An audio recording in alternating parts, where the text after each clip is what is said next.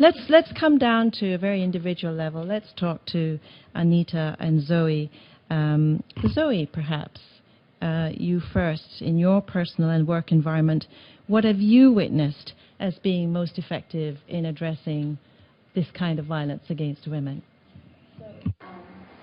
As somebody who works in tech and somebody who runs Crash Override Network, it's, I think, the only direct victims assistance and crisis center for people who are currently under online abuse, as well as a victims advocate group. We've handled, I think, over 1,000 cases since we launched in January, and we're staffed entirely by people who have been through this.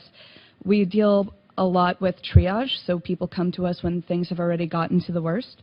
And I can tell you right now that one of the most effective things we see is an active and humane response on tech partners' side. That is one of the most effective things, and it's also often sorely lacking. This requires proper moderation, which takes into account things like intersectional feminism. So terms of service taking into effect things like the fact that trans women often face a very specific type of violence called dead naming, where people post pre-transition names in an effort to intimidate, harass, and endanger their lives. Things like they need to be trained in things like the way domestic violence can manifest online, because the viral nature of the internet can take all of the goodness about things like marketing, things like grassroots activism, and apply it to domestic abuse just as easily as you saw in my case. Or maybe you didn't, but yeah. Well-trained responders, and that's not just in tech companies, but as well as law enforcement. That don't end up re-victimizing the person dealing with this, as is so common in domestic abuse and other sorts of abuse, which is also, again, not often found. And supportive social networks that don't downplay what's happening, that don't tell them to just get offline and hide, which we've seen in cases like Kathy Sierra's, doesn't actually even work. This is both friends, this is family, especially people who are supervising children, trying to take away their internet access can take away their only support networks and is actually quite damaging. Employers, because a crucial part of online abuse is often the target will be inundated with requests to be fired from their employer. Mental health professionals, because oftentimes these sort of things will not be taken seriously. One of my own agents, I had to call his healthcare provider because they thought he was schizophrenic, that people like me didn't exist, and that a bunch of anonymous people doing this to somebody wasn't possible. In terms of prevention, education about even just digital self-defense, since we are so far behind on this issue, can keep people safe, whether that's training people on what doxing is, which is when people find your home address and post it online, encouraging further action against you or to intimidate and harass you. Things like swatting, where people call in false police reports to your local department, hoping that there will be people erroneously dispatched to your location to harass you further. Just basic things like digital security. A lot of people probably, maybe even in this room, probably still use the same password for everything, and in 2015 we have no excuse to keep doing that. We also need to see, again, these effective terms of service that take all of the different ways that different people from different layers of marginalization or geographical location experience online harassment. We need people that are actually belonging to these demographics working in these departments, so it's not just an echo chamber of a bunch of people that are already in tech deciding what happens to the rest of us. Proper legislation that talks to people like me and people that live and work online, that doesn't destroy vital things like anonymity, which may seem like a big, bad, scary thing, since a lot of people do use it for harmful purposes, but it's also the thing that protects activists like me. It's the thing that protects people that have mental illness from the stigma that speaking out about it comes with, so that they can find community. It's a thing that helps people that are discovering their own gender identities and their own sexualities talk with other people without fear of reprisal, and often violent reprisal. So making sure that people who live and work online and understand these nuances are involved with every step of this is crucial. Otherwise, we'll see more embarrassing statements about series of tubes in governmental bodies. We need people to actually enforce their own terms of service and shut down bad actors, bad faith websites. There are numerous places that host non-consensual pornography and make a profit off of this.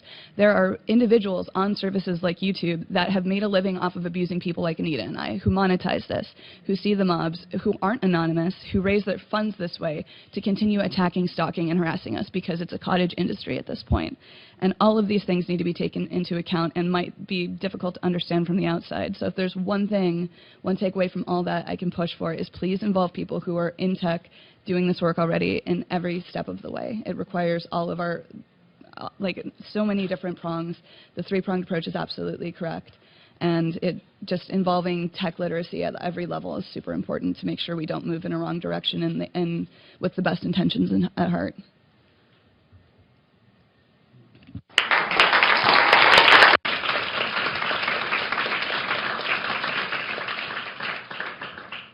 So Zoey, you established a sort of peer-to-peer counseling group, and the word that came out at me was humane. You would assume most peer-to-peer counseling group would have this, right? But clearly that's not the case. Now, you say you've had 1,000 people since January. Yes? Tell me a little bit about your catchment area and this, you know, like who makes up these people that are coming to you? So we have operated a lot of work by putting out guides if we find ourselves having the same conversation. So when I say about 1,000, that's just one-to-one actual casework.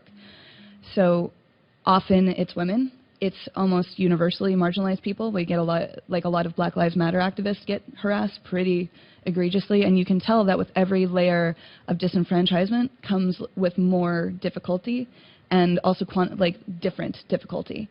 So it's a number of people. I can tell you that most of the cases that we've seen where like a straight, white, cisgendered, able-bodied man living in the U.S. will be over far shorter than a trans woman of color even living in the same country. And that often the attacks are far less deadly as well.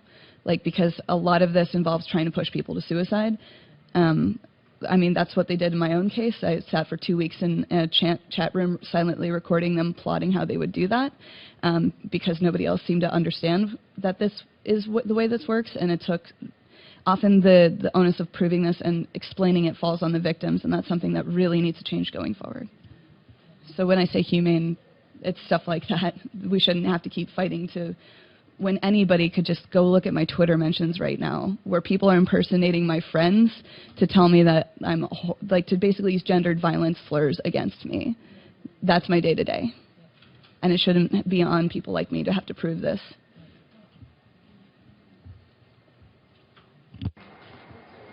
Anita, with your work through Feminist Frequency, how do you interpret a multi-level approach to working on these issues? Yeah, so Feminist Frequency is a nonprofit that I run where we look at the way women are represented in the media. And by doing this work, I have been the target for 3 years nonstop of egregious online harassment in all levels. I think it's important to recognize that harassment is, as someone had mentioned, it's not just what is legal and illegal, right? Harassment is threats of violence, but it's also the day-to-day grind of you're a liar, you suck, you know, making all of these hate videos to attack us on a regular basis, and the mobs that come from those hate videos, etc. And so, you know, I've spent a lot of time thinking about online harassment and what we can do about it. And I think something that's really important to understand is that, you know, we know this, but I think it's worth saying that sexism and misogyny did not start with the internet, right? It's been around for a long time, and feminists for decades have been challenging these male-dominated systems. So what we're seeing is that the internet is providing new ways to commit the same types of violence, right? And so understanding that this is a cultural, that we really need to see a big cultural shift in how we deal with this, and we can take note from activists that have been doing this work previously or have continued to do this work while acknowledging how technology is changing the face of current day sexism and misogyny. So creating a cultural shift, I think, takes a great number of approaches, and we've been hearing a lot about systemic change, and that makes me really happy because I think that that's really how we have to do this. And so one of those approaches is, I think that the online social media sites and the places in which we are engaging on these large platforms really need to step up and change the way that their systems operate. So it's not enough that they simply put Band-Aids on the problem areas, that they need to completely reimagine what their systems look like in order to build sites that actively deter online harassment, that make it harder to do this. We're not going to go and convince every single person who does horrible things online to stop doing those things, but we can make systems that actively deter that kind of behavior, which would make a huge impact on the lives of me and so many other people who are being harassed online. So what we have right now is women are forced to build a fortress around themselves with the measly tools that we have online. And so we are being punished for people harassing us and, you know, yes, period. And I think that that's a really big problem. And so we need to really think about how we create this larger cultural shift, taking into consideration society at large, taking into consideration tech platforms, taking into consideration laws, so that people, like all people, can engage online and fully participate without fear of intimidation and violence.